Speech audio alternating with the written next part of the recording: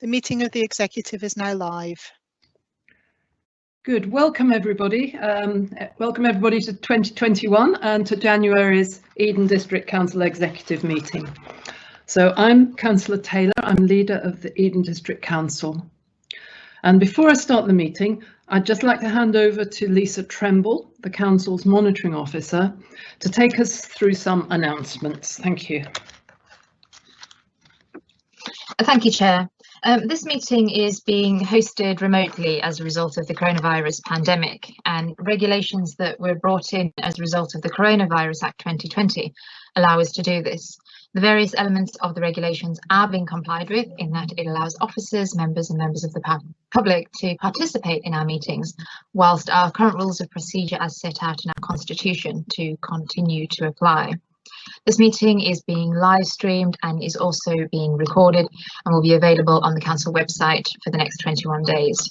In relation to some housekeeping, if I could please remind members to keep their microphones on mute when they're not speaking, just to avoid any background noise, and please only speak when you are invited to do so via the chair.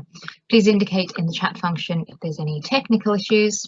There is a 4-hour limit to this meeting, so if we haven't concluded our business within that time, we will have to adjourn and reconvene at a later date. Voting tonight will be via unofficial recorded vote. So when your name is called, please indicate verbally if you are for, against, or whether you wish to abstain from the motion.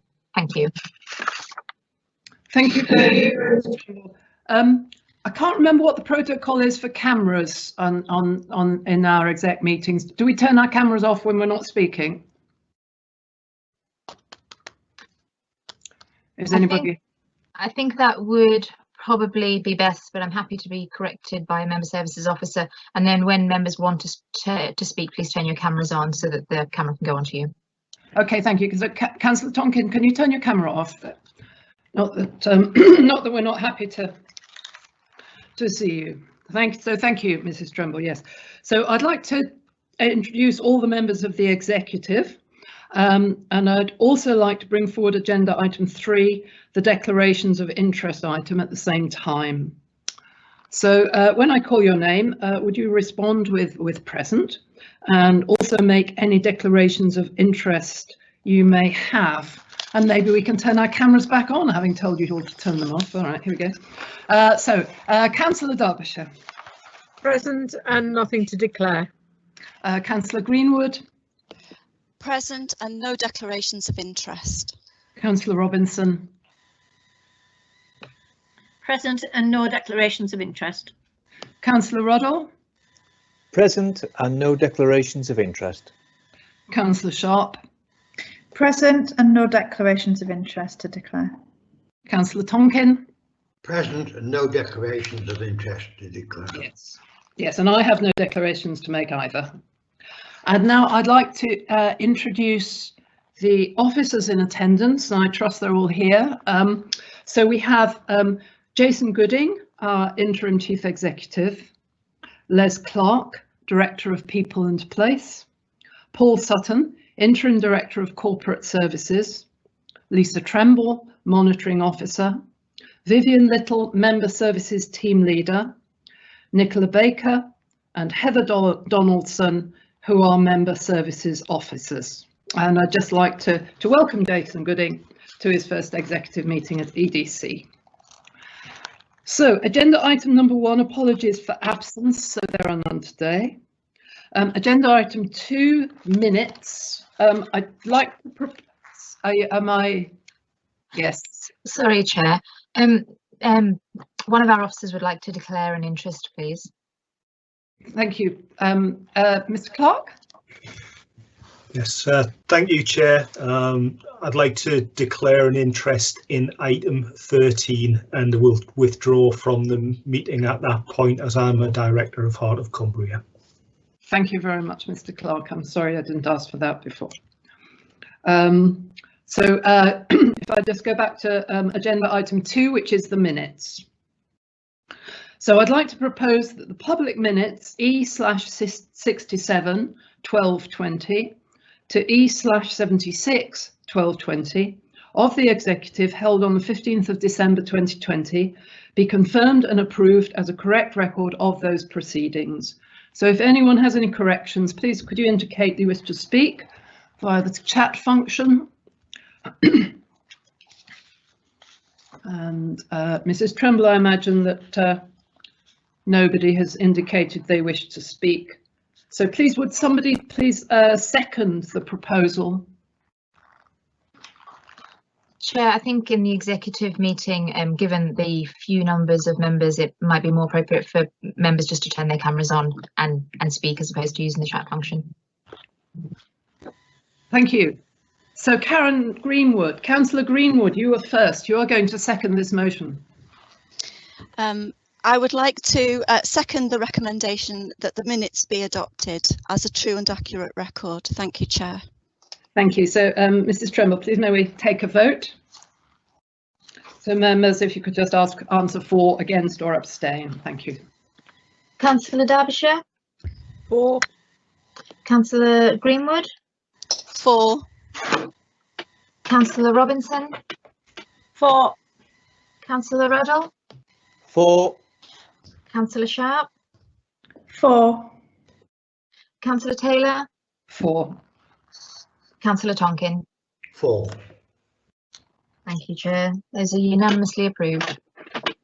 Thank you. So agenda item 3, declarations of interest. We've already covered that. Agenda item 4, questions and representations from the public. There have been no questions or representations received from any member of the public. Agenda item 5, questions from members, and there have been no questions or representations received from any member. Agenda item 6, budget proposals 2021 to 22 and the impact on the medium-term financial plan. So in a minute, I'd like Councillor Greenwood to start presenting this item, and then I will pick up a few points when Councillor Greenwood is ready.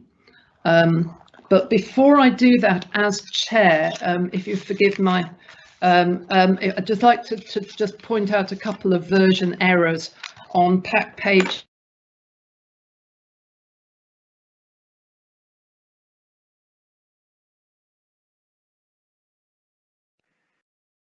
Councillor Taylor has dropped out of the meeting.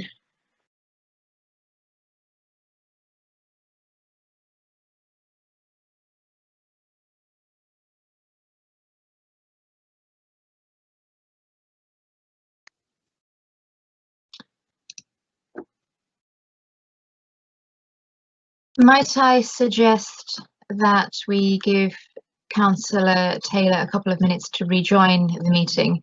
Otherwise, if Councillor Robinson is in agreement as the Vice Chair, depending on the delay, we might look to continue.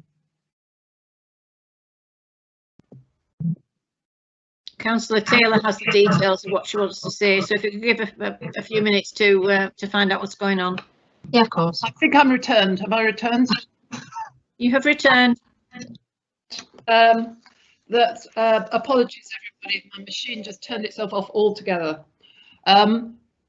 So I was just pointing out a couple of errors which I'd quite like to be rectified before publication, please, if possible. So it's just on page 11. There's a couple of dates which have not been the previous version. So obviously it's 21 to 22 throughout.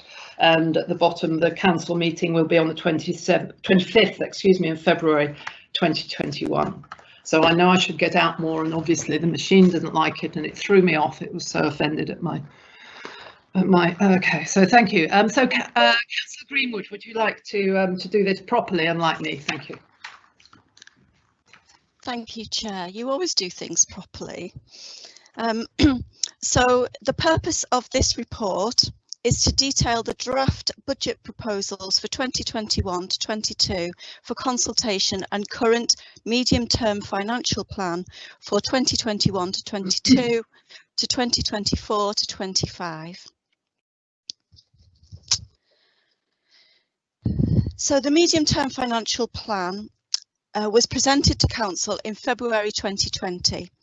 presented a balanced budget and a sustainable medium-term forecast through the delivery of the One Eden transformation programme, which was projected to deliver savings of £411,000 in 2020 to 21 and 1.3 million across the medium term.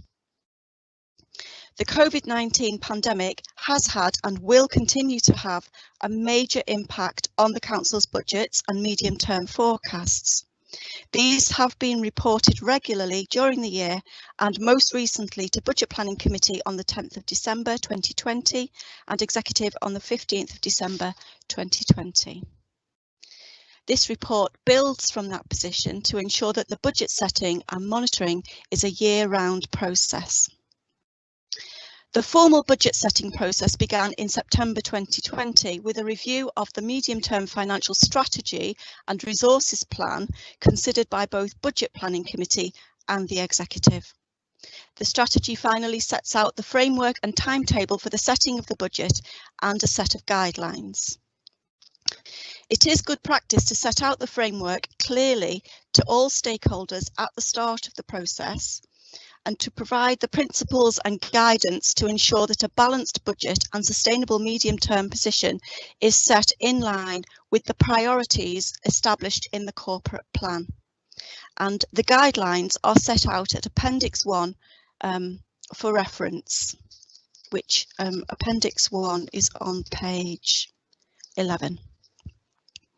So Appendix 1 says that the Council is mandated to set a balanced budget with a sustainable medium-term forecast and also to ensure that resources are allocated to Council priorities. Just to set the context, this budget is set in the context of the COVID-19 pandemic, which has seen Council operate through 3 lockdowns in response mode and recovery mode and back again. Council priorities this year have been to identify what can be done and delivered from the corporate plan, the recovery plan, business as usual, and the extraordinary business which has been tasked to us from central government. Officers, Eden District Council officers, are to be congratulated on their magnificent response to all the challenges and to all that has been required of them during this last year. Central government has relied heavily on district councils to provide the services that have got our communities and businesses through this pandemic so far. And for example, the grant and funding distribution service, which our district council has provided this year, has been second to none. They have our eternal thanks and gratitude. So the Provisional Local Government Finance Settlement. On the 17th of December 2020, the Secretary of State for Housing, Communities and Local Government, the Right Honourable Robert Jenrick MP, made a statement on the Provisional Local Government Finance Settlement for 2021-22.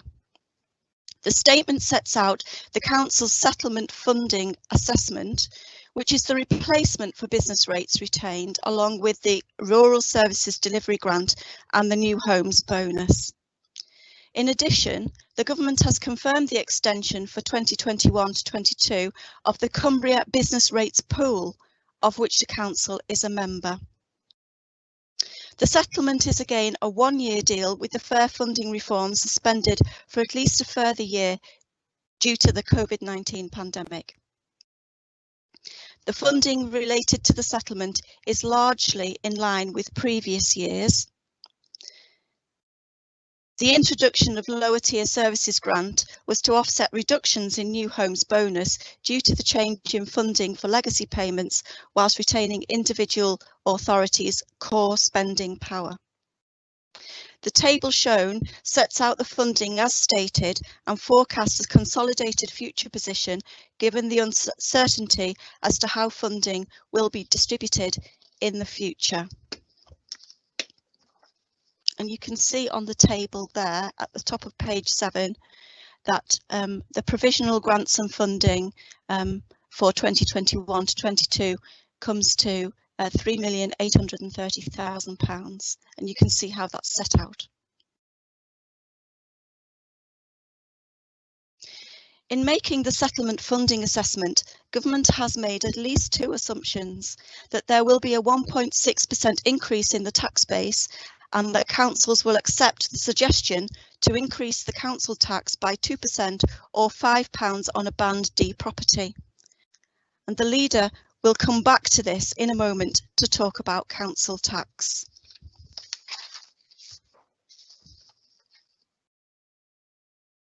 So the revenue budget, the medium-term financial plan and the One Eden transformation programme. The detailed revenue budget proposals are set out at Appendix 2.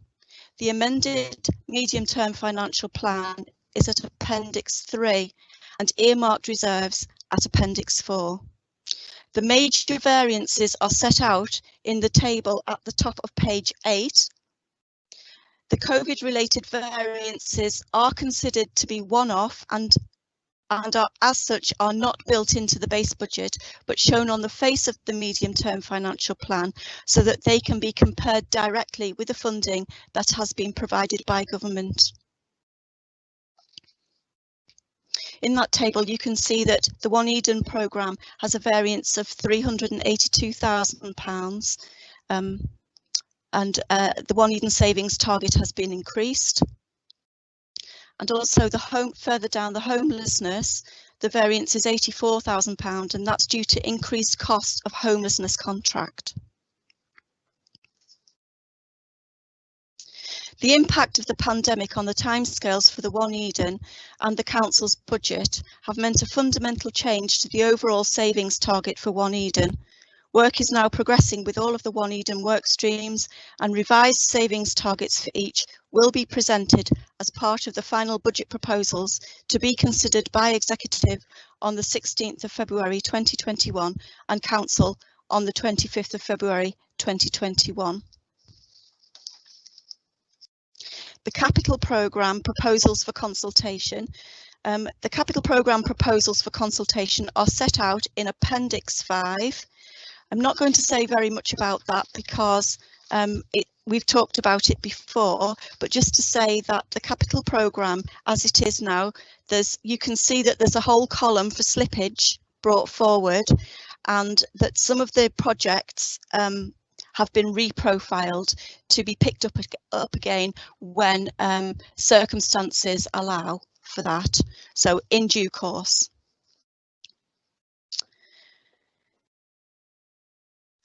And just to say that at paragraph 11.2 that the council is mandated to set a balanced budget, explaining how expenditure is funded and the impact upon reserves and balances. And the report complies with the statutory timescales for the setting of the council's budget and the council tax. And that's all I was planning on saying, except to say that the appendices have all the details in. So everything is in this report. And I'm just going to hand over to the leader now so that she can speak on the council tax for next financial year. Thank you. Thank you very much, Councillor Greenwood. So all the leader is going to say about council tax for next year is that it's part of the consultation process.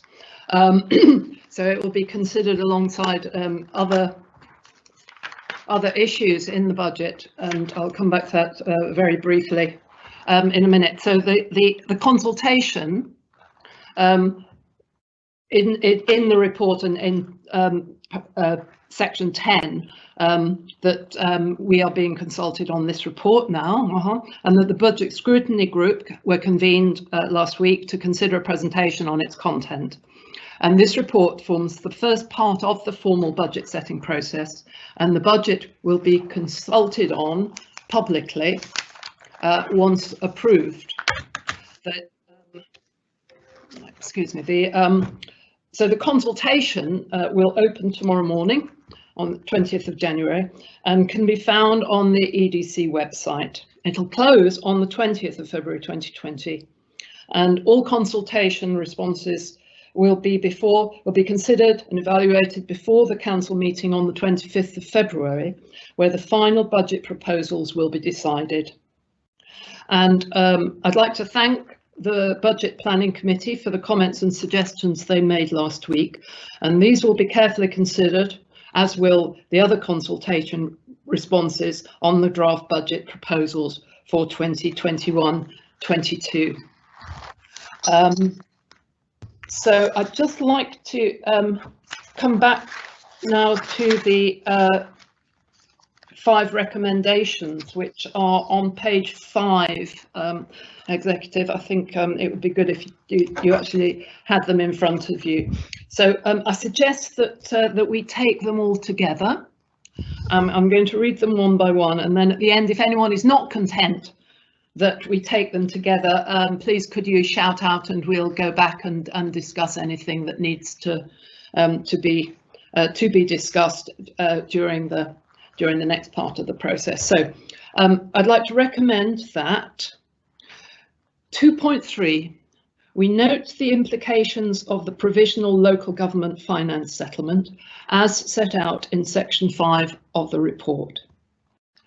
2.4, we approve the proposal to consult on an increase in council tax of £5 per annum on a Band D property.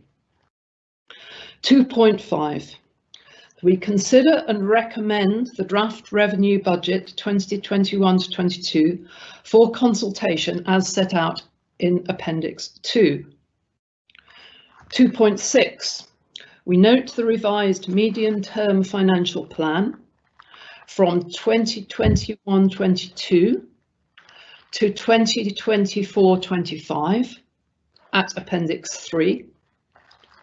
And 2.7, we note the capital programme 2021-22 to 2024-25 as set out at Appendix 5. So are we content that we take those 5 proposals in one? Speak now or forever hold your peace. I am content, Chair. Good, thank you very much.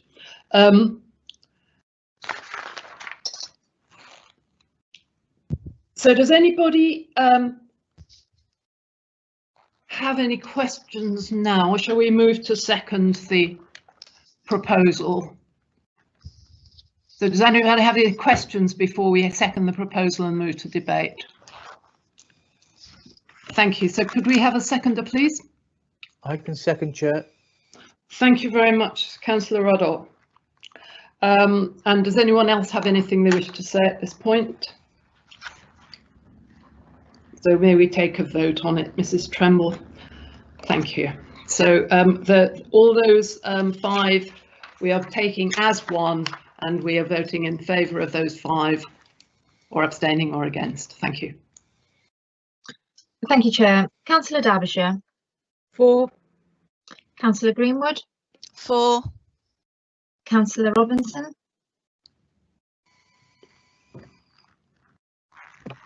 4. Councillor Ruddle. 4. Councillor Shah. 4. Councillor Taylor. 4. Councillor Tonkin. 4. Thank you, Chair. Those are unanimously approved. Thank you very much. And agenda item 7, nomination as an asset of community value, Coronation Garden, Penrith. And I'd like to ask Councillor Greenwood to present this report. Thank you. Thank you, Chair.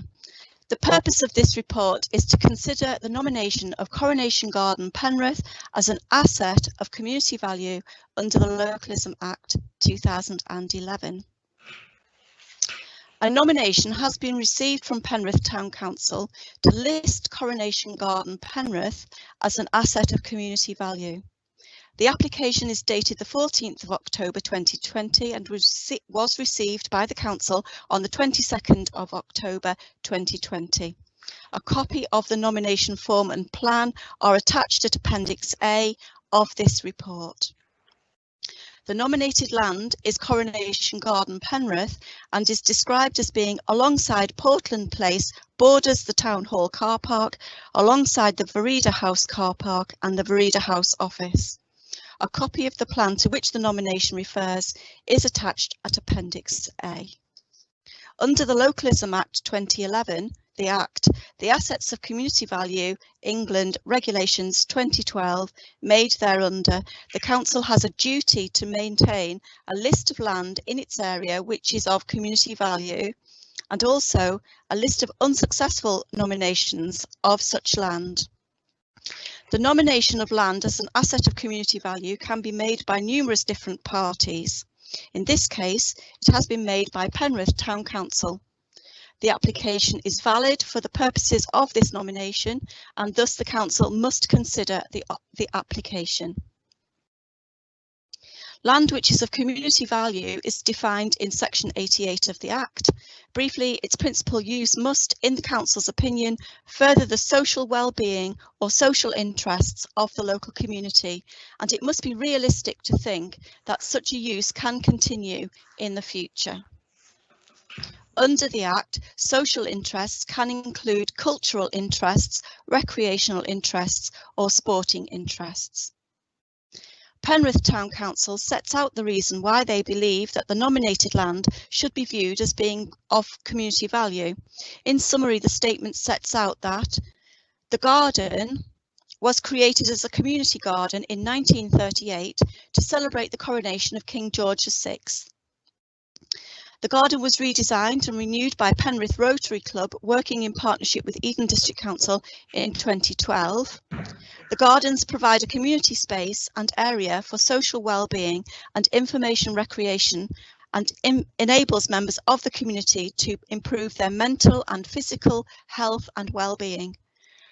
Schools are able to book educational visits facilitated by Penrith Museum, and an activity learning pack is available from Penrith Tourist Information. The interpretation panels and sculptures help current and future generations to understand and appreciate the town's rich heritage. It is clear that the nominated land is used for recreational purposes. The nominated land furthers the social interests of the community, therefore it is of community value. It is considered that the nomination should be accepted. For consultation, the local ward member has been notified of the nomination, and any comments which are received will be reported to the executive at this meeting. I'm just going to ask Mrs. Tremble if any comments have been received in consultation about this application. I can confirm that no comments have been received, Councillor. Thank you very much, Mrs. Tremble.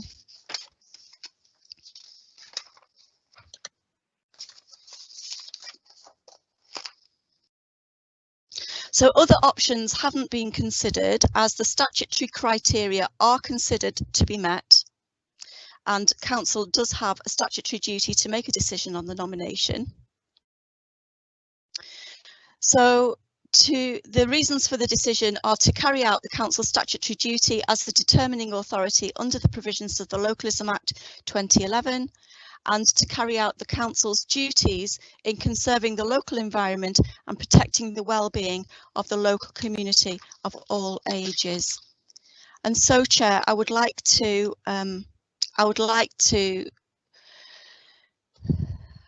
make the recommendation that it is recommended that the nomination of Coronation Gardens as an asset of community value be accepted and added to the list of land in the Council's area which is of community value. Thank you. Thank you very much, Councillor Greenwood. Does anyone have any question? Maybe you could just shout up if you do. And Councillor Greenwood has proposed the recommendations. May I have a seconder? I'd like to second that. Thank you. Thank you. So that was Councillor Sharp. Yes, couldn't think of her name. So does anyone have anything else they wish to say about Coronation Garden, which is of course in safe hands? And Chair, I'd just like to say what a lovely garden it is, and it's a joy to see, and thank you to all the people that renovated the garden in 2012 and have kept it going. It's just absolutely lovely, and it is a delight. So thank you to all of those people. Thank you very much. So may we take a vote on this? Again, people could vote for, against or abstain. Thank you. Thank you, Chair. Councillor Derbyshire. For. Councillor Greenwood. For. Councillor Robinson. For. Councillor Ruddle. For. Councillor Sharp. For. Councillor Taylor. For. Councillor Tonkin. For. Thank you, Chair. That is unanimously approved. Thank you very much. So moving on to agenda item 8, the Regulation of Investigatory Powers Act annual review. So Councillor Greenwood, would you like a little sit down, or are you ready to prepare to present this report? Thank you. Thank you, Chair. So the purpose of this report is to enable consideration to be given to an update on the use of the Regulation of Investigatory Powers Act 2000 by council officers. The Investigatory Powers Commissioner's Office has oversight of the exercise of powers under the RIPA framework. The Council is required to have a policy which sets out its approach to the Regulation of Investigatory Powers Act 2000, or RIPA. RIPA regulates covert surveillance by regulatory bodies, including local authorities. The purpose of RIPA ensures that the rights of individuals are protected and considered in relation to covert surveillance operations. There are two circumstances which are relevant to a local authority in applying RIPA. The first is the undertaking of covert directed surveillance, and the second is the operating of a covert human intelligence source. Each circumstance only applies to the investigation of a criminal offence of significant severity. The Council is able to seek authority to undertake covert surveillance and the use of a CHIS in connection with the detection and investigation of criminal activity. There have been no authorisations granted within the Council during the period 1st of May 2019 and 31st of April 2020. Chair, sorry, is there such a date as the 31st of April? There isn't, so we certainly didn't weren't asked to do that. So we just amend the report, please, to the 30th of April. Thank you. Thank you. Sorry, I didn't notice that before. The Council's corporate guidelines and policy is required to be reviewed annually. The policy was last reviewed and reported to Executive on the 8th of October 2019. The policy lists a number of officers who are either designated as authorising officers or potential applicants. Members are aware that the One Eden Transformation Programme is in progress.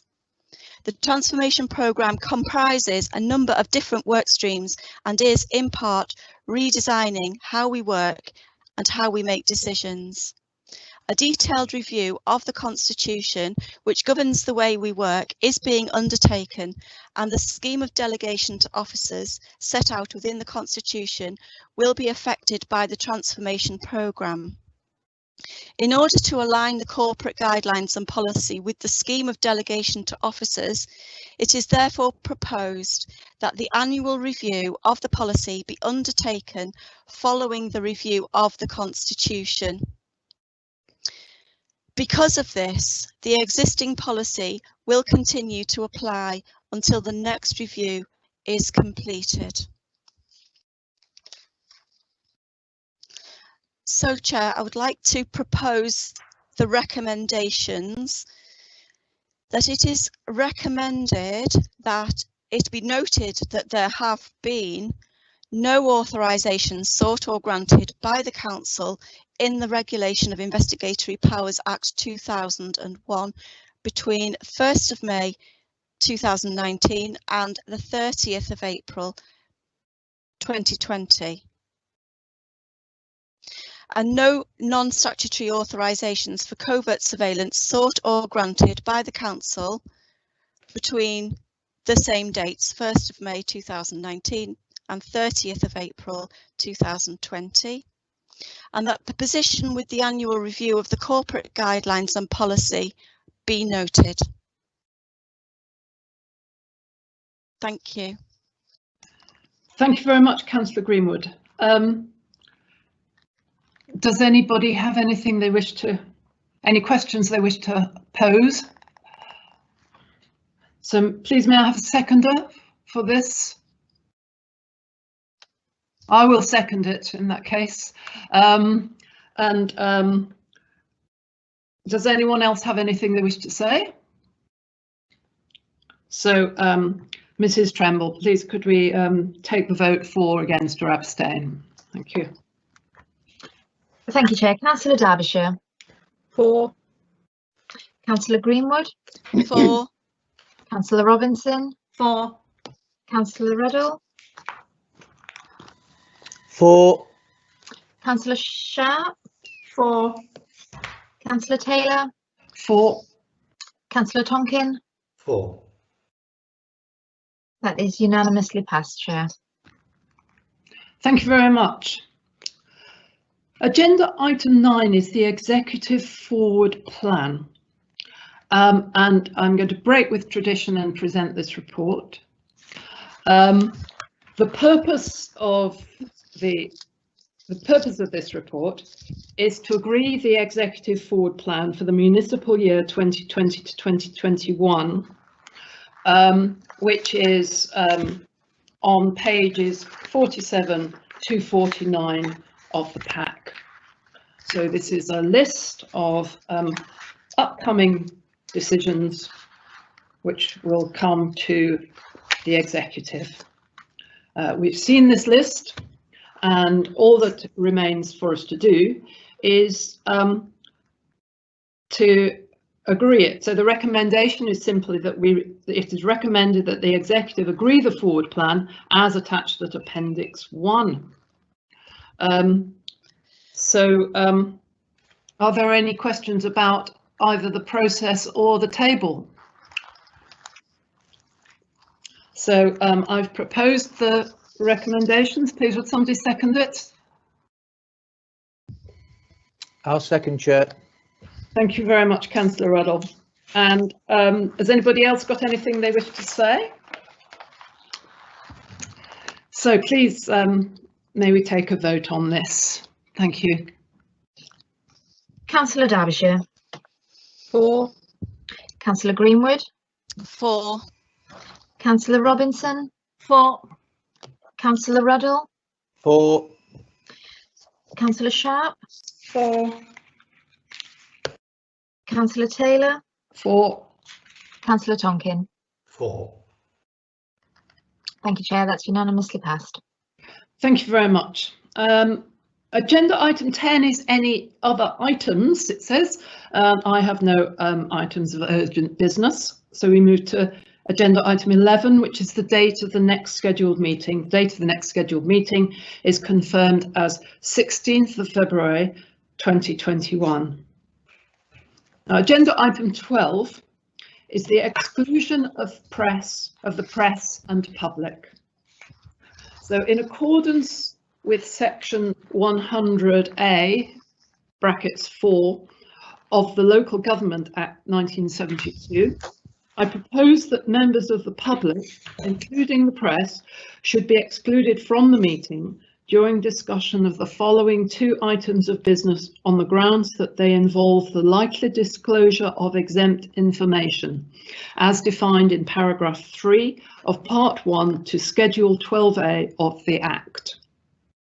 So please, could I have a seconder for this? Yes, I'll second that. It's Councillor Sharp. Thank you, Councillor Sharp. So, Mrs. Tremble, would you take the vote? Yes, of course. Councillor Derbyshire, 4, Councillor Greenwood, 4, Councillor Robinson, 4, Councillor Ruddle,